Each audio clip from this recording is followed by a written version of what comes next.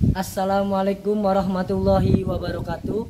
Alhamdulillahirabbil alamin wassalatu wassalamu ala asrofil anbiya'i wal mursalin wa ala alihi washabihi ajmain amma ba'du.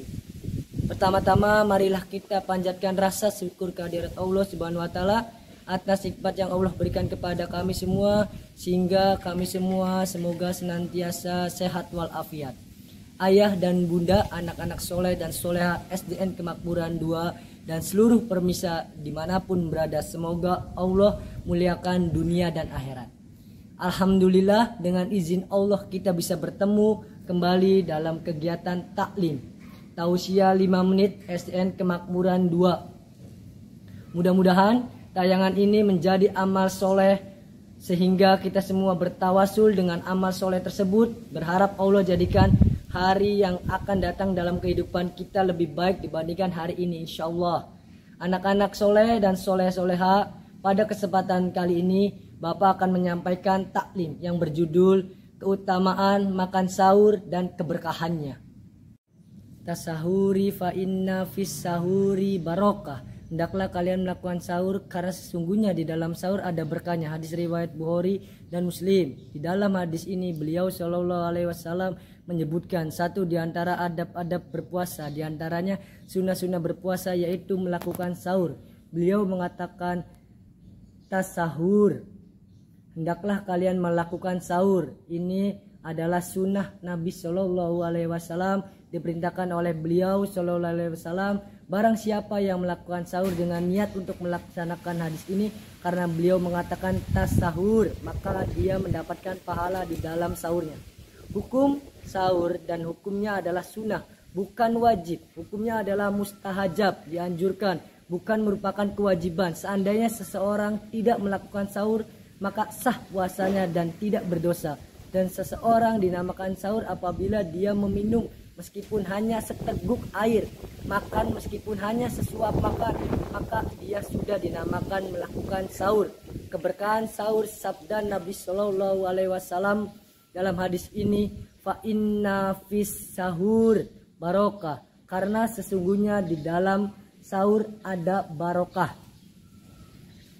Ada juga yang membacanya sahur dan ada juga yang membacanya suhur. Ini dimaknanya berbeda. Kalau sahur itu makanan yang digunakan untuk sahur, tapi kalau suhur maka adalah pekerjaan dia. Seseorang bangun sebelum subuh di akhir malam kemudian melakukan makan, maka ia dinamakan suhur. Nabi mengatakan fa inna fis suhur barokah atau fa inna fis suhur barokah. Ini menunjukkan sebab diantara sebab-sebab kenapa disyariatkan sahur, yaitu karena berkah yang banyak didapatkan oleh orang yang melakukan sahur.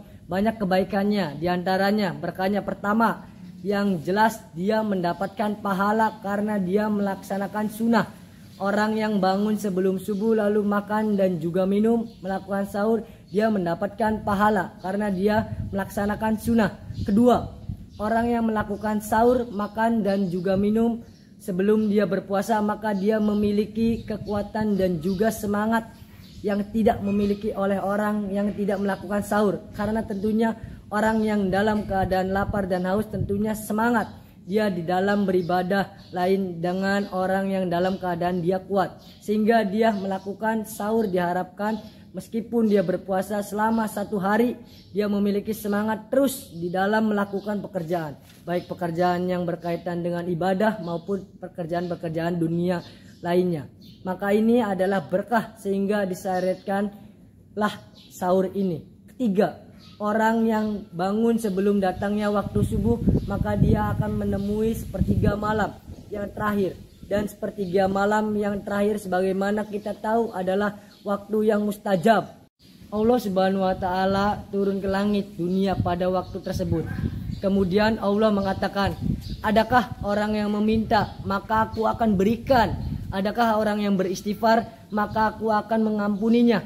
Adakah orang yang berdoa maka aku akan mengabulkan doanya?